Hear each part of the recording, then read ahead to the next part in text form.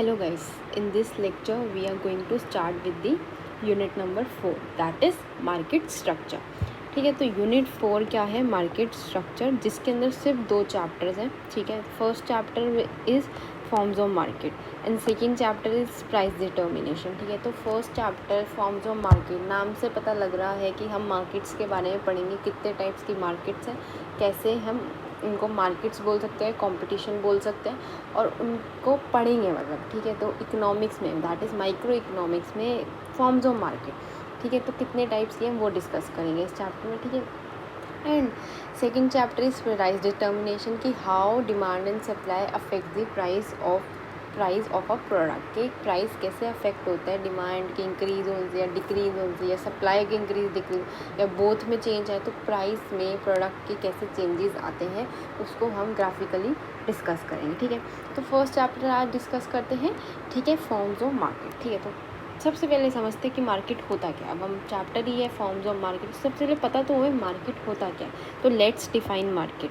ठीक है, तो market is a arrangement. We can't say it is a place, we can say it is a arrangement. कहीं पर भी कुछ भी बाइंग या सेलिंग चीज़ हो रही है, कहीं पर भी एनीवेयर वर्ल्ड में कहीं भी, तो उस चीज़ को कहते हैं अरेंजमेंट, उस चीज़ को कहते हैं मार्केट. तो वो अरेंजमेंट जहाँ पर बायर और सेलर एक दूसरे के कांटेक्ट में आ रहे हैं, दैट इज़ बाइंग हो रही है, सेलिंग हो रही है, उसको कहते हैं मार्केट. तो arrangement where buyer and seller are in the contact of each other. ठीक है, जहाँ पर वो एक दूसरे के कांटेक्ट में आ रहे हैं उसको क्या कहते हैं? मार्केट. ठीक है, ये वाली बात अच्छे से समझ आई. अच्छा, अब टाइप्स पढ़ते हैं जो हमारा मेन टॉपिक है. 4 टाइप्स के मार्केट डिस्कस करेंगे यहाँ पर, that is perfect competition, second monopoly, third monopolistic competition, fourth oligopoly. तो इनको कंपटीशन भी बोल सकते हैं, इनको मार्केट्स भी बोल सकते हैं, जैसे आपको प्रोनाउंस करना आप कर सकते हो. ये 4 टाइप की पढ़ेंगे, इनके फीचर्स डिस्कस करेंगे कि कैसे कैसे इनके फीचर्स हैं. तो आपको पता लगेगा कि चारों में क्या डिफरेंस है और चारों क्या होते हैं. ठीक है, जब आपको ये समझ आ जाएगा तो आप आंसर अपना खुद फ्रेम कर सकते हो और खुद लिख सकते हो. Very important chapter for papers point of view. 10 marks की वेटेज रहती है इस चैप्टर की, 10 मार्क्स की वेटेज रहेगी. ठीक है, इस यूनिट की, इस चैप्टर की. बात आई समझ, अच्छे से समझ आई. आओ डिस्कस करते हैं परफेक्ट कंपटीशन. देखो परफेक्ट कंपटीशन क्या होता है, लेट्स डिस्कस. जहाँ पर वो वाला कंपटीशन या वो वाली मार्केट जहाँ पर लार्ज नंबर ऑफ सेलर्स और बायर्स होते हैं उसको कहते हैं परफेक्ट कॉम्बिनेशन. लार्ज नंबर, यहाँ पर लार्ज नंबर का मतलब बहुत ज़्यादा लार्ज, यहाँ पर बहुत ज़्यादा है. जहाँ पर बायर और सेलर होंगे, जहाँ पर बायर और सेलर बाय सेल करेंगे. क्या बाय सेल करेंगे? Homogeneous product. कई बार होता है हेट्रोजीनियस पर, कई बार होता है differentiate, but here in perfect competition homogeneous product. ठीक है, with a free entry and exit, मतलब every buyer and seller have the freedom to enter the market और टू एग्जिट द मार्केट. किसी सेलर को लग रहा है प्रॉफिट्स हो रहे हैं वो घुसेंगे, सेलर्स को लग रहा है लॉस हो रहे हैं वो बाहर आ जाएंगे. ठीक है, तो they have freedom, they have no barriers, no restriction to enter और to exit, but they have freedom to enter और एग्जिट. ठीक है, तो perfect competition means large number of buyer and seller buying and selling homogeneous product with free entry and exit. अब इसके features discuss करते हैं. ठीक है, फीचर्स देखो डेफिनेशन के अंदर ही 3 फीचर्स मिल गए. अच्छा, एक बात रहेगी कि इसके एग्जांपल्स की अगर मैं बात करूँ ना, देखो रियल लाइफ में ना इसके कोई एग्जांपल नहीं है. रियल लाइफ में, रियलिटी में यहाँ पर असलियत में परफेक्ट कंपटीशन जैसी कोई चीज़ ही नहीं है, क्योंकि यहाँ पर बहुत ज़्यादा large number of buyer and seller है. ऐसा कुछ बना ही नहीं. अभी आप फीचर्स इसके डिस्कस करेंगे आपको पता लगेगा कि सच्ची में परफेक्ट कंपटीशन तो रियल लाइफ में होता ही नहीं. लेकिन फिर भी वेरी क्लोज एग्जांपल अगर हमें डिस्कस करना है, वेरी क्लोज एग्जांपल डिस्कस करना है तो एग्रीकल्चरल मार्केट कह सकते हैं. ठीक है, जहाँ पर जैसे वीट या राइस की बाइंग एंड सेलिंग हो रही है. कैसे? मतलब देखो, जो वीट के सेलर और बायर्स होंगे बहुत ज़्यादा होते हैं, फार्मर्स होते हैं, they are very large in number. Result क्या होगा? Single buyer seller can't affect the market price. कि सिंगल फार्मर का वैसे कोई भी मार्केट में प्राइस ऊपर नीचे नहीं हो सकता क्योंकि लार्ज नंबर होता है. ठीक है, तो this is a very close example. आप ये नहीं कह सकते कि this is the perfect competitive market of agriculture, but you can say very close example. Okay, बात आई समझ, परफेक्ट कंपटीशन समझ आए. और इसके फीचर्स डिस्कस करते हैं. मैंने आपको बताया इसकी डेफिनेशन में ही 3 फीचर्स हैं. पहला फीचर क्या है इसकी डेफिनेशन में, large number of buyer and seller. Second feature is homogeneous product and third feature is free entry and exit. And आगे के जो फीचर हैं साथ साथ हम डिस्कस करेंगे। Let's discuss. आओ देखो पहला फीचर्स कि large number of buyer seller है, मैंने आपको बताया, ठीक है। बहुत सारे बायर्स होंगे, बहुत सारे सेलर्स होंगे, सेल कर रहे होंगे होमोजीनियस प्रोडक्ट। अब इसकी जो कंडीशंस आ गई, अब देखो बहुत सारे हैं, एक तो है नहीं कि एक ने बोला कि प्राइस ऊपर करो, मतलब प्राइस 10 की जगह 20 रख दो तो चेंज हो गया, नहीं हो पाएगा क्योंकि बहुत सारे सेलर हैं, सबकी मंजूरी थी। और अगर वो एक ही कर देगा तो उसके पास कोई आएगा नहीं, वो तो किसी और के पास चला जाएगा, उसके पास बहुत सारे सेलर्स हैं, ठीक है। तो इसकी इम्प्लीकेशन क्या होगी, मार्केट डिसीजन जो है इंडिविजुअल चेंज नहीं कर सकते। जो मार्केट के डिसीजंस हैं वो कोई भी इंडिविजुअल से चेंज नहीं हो सकते, क्योंकि number of sellers and number of buyers are very large in the market. बात आई समझ। आओ इसका सेकंड फीचर्स देखते हैं। सेकंड फीचर इसका क्या कहते हैं, होमोजीनियस प्रोडक्ट। यहाँ पर जो प्रोडक्ट सेल हो रहे हैं ना, ठीक है, वो होमोजीनियस है। अब होमोजीनियस का यहाँ पर क्या मतलब, बिल्कुल similar, 100% identical, quality, colour, size, taste, कुछ भी कह लो, किसी भी वे में उसको कंपैरिजन कर लो, बिल्कुल 100% आइडेंटिकल है, परफेक्ट सब्स्टिट्यूट है। जब हर सेलर सेम प्रोडक्ट दे रहा है तो बायर किसी के पास भी जाके ले सकता है, उसके पास कोई चॉइस नहीं है कि मेरे को तो इसी से लेना है या मुझे उसी से लेना है। He can go anywhere to buy that product because everything is similar. तो रियलिटी में ऐसा नहीं होता कि बिल्कुल सिमिलर चीज़ आपको हर जगह मिलेगी, ठीक है।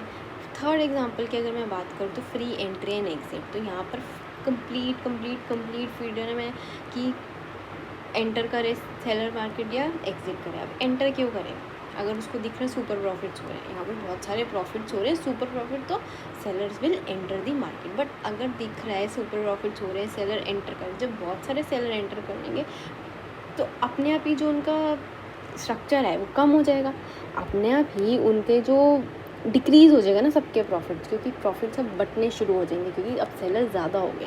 पहले सेलर्स कम थे, प्रॉफिट सुपर प्रॉफिट्स हो रहे थे, अब सेलर्स एंटर कर रहे हैं, अब सबके जो प्रॉफिट्स हैं वो डिक्रीज़ होने शुरू हो जाएंगे। तो एक्चुअली में वो सुपर प्रॉफिट्स किस पे आ जाएगा, नॉर्मल प्रॉफिट पर ही आ जाएगा।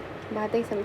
अगर देखो मार्केट में बहुत ज़्यादा लॉस हो रहा है, बहुत लॉस हो रहा है सेलर्स को, सेलर्स मार्केट छोड़ना शुरू कर देंगे, चले जाएंगे बाहर।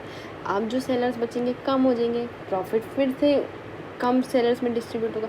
अब प्रॉफिट जो लॉसेस से लेकर अब वो नॉर्मल प्रॉफिट में कन्वर्ट हो जाएगा। तो ना ही सुपर प्रॉफिट होगा, ना ही लॉसेस होंगे, सीधा के सीधा नॉर्मल प्रॉफिट ही होगा। लॉन्ग रन में जब भी देखोगे नॉर्मल प्रॉफिट ही होगा। शॉर्ट रन में सुपर प्रॉफिट्स हो सकते हैं, शॉर्ट रन में लॉसेस हो सकते हैं, but there will be only normal profits, no super profit will be there. समझ आई। आओ ये तो हमने 3 फीचर वो डिस्कस करे जो डेफिनेशन में एज रेट दे रखे थे, ठीक है। तो हमने उसी को डिस्कस कर लिया, समझ आ गई, इम्प्लीकेशन समझ आ गई। इनको ज़रूर लिखना, बुक की हेल्प से ज़रूर लिखना। अगर आपको नहीं लिखना है do tell me, I will provide you the notes, okay. अब देखो फोर्थ फीचर इसका आता है परफेक्ट नॉलेज। हम ये एज्यूम करते हैं परफेक्ट कंपटीशन में कि every buyer and seller have complete knowledge, हर चीज़ की, मार्केट कंडीशंस की, हर चीज़ की, quality, colour, size, everything of a product, मतलब कंप्लीट मार्केट कंडीशन की कंप्लीट नॉलेज है यहाँ पर बायर और सेलर को, ठीक है। फिफ्थ हम बात करेंगे परफेक्ट मोबिलिटी की। तो परफेक्ट मोबिलिटी मतलब फैक्टर ऑफ जो प्रोडक्शन एम्प्लॉयड होंगे ना, वो जो है फैक्टर इनपुट्स फर्म के अनदर, उनके कोई बैरियर नहीं, वो कहीं भी मूव ऑन कर सकते, कभी भी जा सकते, कभी भी आ सकते, no barriers on factor input. तो यहाँ पर क्या मतलब है perfect mode, no barriers on factor inputs. और फैक्टर इनपुट्स वो होते हैं जो हमारी प्रोडक्शन में हेल्प करते हैं, ठीक है। तो कोई बैरियर नहीं होता, तो परफेक्ट मोबिलिटी है। और नेक्स्ट डिस्कस करते हैं प्राइस डिटर्मिनेशन। अब यहाँ पर जो प्राइस डिटरमाइन कैसे हो, देखो 2 चीज़ें हैं, एक है इंडस्ट्री, एक है फर्म, ठीक है। इंडस्ट्री जो है यहाँ पर प्राइस मेकर है। क्या है, प्राइस मेकर। प्राइस कौन डिसाइड करेगा, इंडस्ट्री, क्योंकि यहाँ पर बहुत सारे सेलर्स हैं, बहुत सारे बायर्स हैं, तो एक सेलर या एक फर्म या एक बायर जो है उसको चेंज नहीं कर सकते। तो इंडस्ट्रीज हेड ने, सुपरवाइज़र ने बना दिया प्राइस, सारी फर्म्स को वही लेना पड़ेगा। अगर वो छेड़छाड़ करेंगे तो उन्हीं की सेल्स में डिक्रीज़ हो जाएगा, वो नहीं कर सकते क्योंकि वो सिंगल है और यहाँ पर लार्ज नंबर है। तो डिमांड और सप्लाई किसके बेसिस पे होती है? इन दोनों के बेसिस पे होती है, इंडस्ट्री एंड फर्म। और industry is the price maker and firm is the price taker. तो under perfect competition price of the product is determined by industry using market forces. कैसे वो डिटरमाइन करती है? Demand and supply. इनको क्या कहते हैं? Market forces. And individual firm can't influence the price due to very insignificant proportion of total market supply. Rather a firm can sell any quantity at a price given by the industry. जो price set हो गया इस पर कितना भी तुम बेचो कोई दिक्कत नहीं, चेंज नहीं कर सकते क्योंकि उनका इनसिग्निफिकेंट रोल है। बात है समझ। और नेक्स्ट की बात करते हैं, no selling and transportation cost. इसका क्या मतलब? ये कोई सेलिंग कॉस्ट नहीं हो रही। क्यों? सेलिंग कॉस्ट क्या होती है? सेलिंग कॉस्ट वो होती है जो हम अपने प्रोडक्ट को सेल करने में इस्तेमाल कर रहे हैं। मतलब कि कई बार हमें एडवर्टीज़मेंट करनी पड़ती है, कई बार एडवर्टीज़मेंट इस वे में, कभी न्यूज़पेपर के जरिए, टेलीविज़न के जरिए, पैम्फलेट्स के जरिए, बहुत सारी सेलिंग टेक्निक्स हमें लगानी पड़ती हैं अपने प्रोडक्ट को बेचने। But here the market is perfect. Buyer has complete knowledge of the market, so no need to telling, no need to advertise it. Therefore complete knowledge, no selling cost is there. And also it is also assumed transportation cost is also nil, no transportation cost, because here the selling is in local market, local sale हो रही है products की, तो no transportation cost। बात आई। आओ perfect competition के AR और MR के बारे में डिस्कस करें तो ऑलवेज इक्वल एंड कांस्टेंट होगा, हॉरिजॉन्टल इन शेप होगा, इक्वल एंड कांस्टेंट होगा। ठीक है। Nature of demand curve that is DD curve की बात करें तो परफेक्टली इलास्टिक होगा, that is horizontal in shape होगा। ठीक है। पैरेलल टू एक्स एक्सिस, इसका मतलब क्या? Firm can sell any quantity at a given price और एट अ कांस्टेंट प्राइस। इसका ये मतलब है डिमांड कर्व का। अच्छे से समझ आए। ये था हमारा परफेक्ट कंपटीशन। होता क्या है, उसके फीचर्स क्या होते हैं, इसको हमने डिस्कस करा। Do write them in your notebooks. Okay. आओ बात करते हैं, अगर आपको ये समझ आ गया तो आओ मोनोपली कंपटीशन के बारे में डिस्कस करते हैं। मोनोपली क्या होता है? मोनोपली देखो, दो वर्ड से बनी है monopoly. First word is mono and second word is poly. तो mono means single and poly means seller. तो सिंगल सेलर जो है सप्लाई करेगा एक particular product in the market. जो सिंगल सेलर है वो क्या सप्लाई कर रहा है? एक particular product in the market. Particular वहाँ थे होमोजीनियस पर, यहाँ पर पर्टिकुलर प्रोडक्ट है, एक ही प्रोडक्ट होगा। ठीक है, एक पर्टिकुलर प्रोडक्ट। और यहाँ पर सेलर कितना? सिंगल, मतलब लार्ज सेलर से यहाँ पर single seller particular product sell कर रहे हैं मार्केट में विद रिस्ट्रिक्टेड एंट्री। उस मार्केट में और कोई एंटर भी नहीं कर सकता क्योंकि वहाँ पर लाइसेंसिंग हो रही है, वहाँ पर पेटेंट राइट्स लग रहे हैं, वहाँ पर बैरियर्स हैं और तरह के। तो वहाँ पर एंट्री भी बहुत ज़्यादा लिमिटेड होती है, फ्रीडम नहीं होती एंट्री और एग्जिट की। तो सिंगल सेलर है, पर्टिकुलर प्रोडक्ट कर रहा है। ठीक है। और मार्केट में रिस्ट्रिक्शन है टू एंटर और टू एग्जिट। अब इसके एग्जांपल लेता हूँ तो इंडियन रेलवेज एंड दिल्ली जल बोर्ड है। अब दिल्ली में पानी दिल्ली जल बोर्ड ही देगा और कोई बोर्ड आके नहीं दे सकता। इंडियन रेलवेज है, इंडिया में रेलवेज इंडियन रेलवेज गवर्नमेंट के अंदर वाली, सेंट्रल गवर्नमेंट वाली ही चलेंगी और कोई अपना बोर्ड नहीं बना सकता रेलवेज़ के लिए हम ट्रेन चलाएंगे, नहीं। वो जो गवर्नमेंट के रूल्स के अंडर है वो ही कर सकते हैं इसको। आओ फीचर समझते हैं। सबसे पहला फीचर सिंगल सेलर। यहाँ पर सिंगल सेलर होगा, कोई और सेलर नहीं आ सकता। Single seller particular product sell करेगा मार्केट में, तो सिंगल सेलर है तो full control over the market, full control over the market के ऊपर फुल कंट्रोल होगा इस सेलर का। ठीक है। Second, no close substitute. Seller ही एक है, बेच ही वही रहा है, तो सब्स्टिट्यूट कैसे आएंगे? तो कोई क्लोज सब्स्टिट्यूट ही नहीं है। No close substitutes are available in the market in the monopoly form, so there is absence of competition. क्या होगा? Absence of competition. और जब कंपटीशन ही नहीं है और कोई है ही नहीं कम्पीट करने के लिए, जितना मर्जी प्राइस रखो कोई फ़र्क ही नहीं पड़ता, लोगों को लेना ही पड़ेगा। अगर उनकी ज़रूरत है तो उनको उसी प्राइस पे उस चीज़ को लेना ही पड़ेगा। तो नो क्लोज सब्स्टिट्यूट। थर्ड है रिस्ट्रिक्टेड एंट्री। कोई भी ऐसे घुस नहीं सकता, अपना प्रोडक्ट नहीं बेच सकता उसके कंपटीशन में। ठीक है, क्योंकि लाइसेंसिंग लगी हुई है, पेटेंट राइट्स लगे हुए हैं।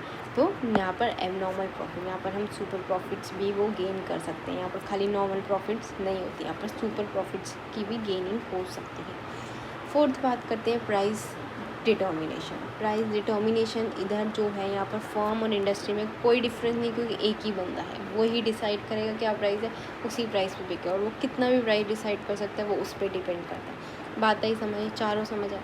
आओ नेक्स्ट फीचर देखते हैं, price discrimination. This is very important feature of monopoly, price discrimination. एक ही सेलर है, जो मर्जी प्राइस रखे उस पर करने का। और प्राइस डिस्क्रिमिनेशन का यहाँ पर एक्चुअली मतलब ये है कि जो एक ही पर्टिकुलर सेलर जो सेल कर रहा है similar product, but it is he और she is charging different prices from different consumers, charging different prices from different consumers. This is known as price discrimination. Product same है लेकिन different charge कर रहा है from the different consumer से, ठीक है। Example मैं इसका दूँ तो दिल्ली जल बोर्ड। अब दिल्ली जल बोर्ड का क्या मतलब है, जो कमर्शियल यूज़र्स होते हैं उनके लिए प्राइस हमेशा हाई है, और जो डोमेस्टिक यूज़र्स हैं उनके लिए प्राइस कम होता है, ठीक है। तो ये है प्राइस डिस्क्रिमिनेशन का मतलब। इसका एयर और एमआर कर्व डिस्कस करते हैं। In monopoly AR and MR curves is always downward sloping, ठीक है, always, and MR is always less than AR. MR less than AR होगा और डाउनवर्ड स्लोपिंग होगी, ठीक है। नेचर और डिमांड कर्व नेगेटिवली स्लो, क्योंकि firm can sell any quantity by reducing the price. वो अपनी क्वांटिटी को, सेलिंग क्वांटिटी इंक्रीज़ कर सकते हैं बाय रिड्यूसिंग द प्राइस, अगर वो प्राइस को डिक्रीज़ कर देंगे। तो यहाँ पर जो डिमांड कर्व होगा रिलेटिवली इलास्टिक होगा, स्टीपर इन शेप होगा। और क्यों होगा ऐसा सब कुछ, इसलिए होगा कि लैक ऑफ सब्सिट्यूट, कोई भी यहाँ पर सब्सिट्यूट अवेलेबल नहीं है उनके प्रोडक्ट्स का। मोनोपोली समझ आया, इसके फीचर समझ आए, अच्छे से समझ आए। तो हमने किस चीज़ की बात कर ली, एक परफेक्ट कंपटीशन, एक मोनोपोली। इस लेक्चर में हमने ये डिस्कस किया। इन दोनों को अच्छे से समझो, अपनी नोटबुक्स में एक्सप्लेनेशन लिखो। उसके बाद नेक्स्ट लेक्चर में हम मोनोपोलिस्टिक कंपटीशन एंड ओलिगोपोली के बारे में पढ़ेंगे, जो कि बहुत इंटरेस्टिंग होने वाला है और आपको बहुत अच्छा लगने वाला है, ठीक है। तो अगर आपको ये वीडियो अच्छी लगे, do like, share and comment.